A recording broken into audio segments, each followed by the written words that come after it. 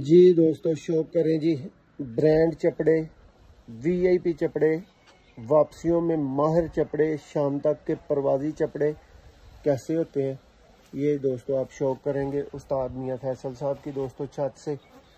ये प्योर हालत का ब्रांड हालत का चपड़ा बच्चा है। दिखाएं जी ज़रा मियां साहब इसका पर की दोस्तों माशाल्लाह से आपने लेंथ देखनी है, बगल को आपने नोट करना है। ये देखें जी दोस्तों, और ये पर देखें, और अभी ये शाह पर पूरा कर रहा है दोस्तों, बिल्कुल जीरो कली में ये बच्चा है। ये सब दूसरा पर भी इसका दिखा दे भाइयों, क्या अच्छा शौक हो सके। ये देखें जी दोस्तों,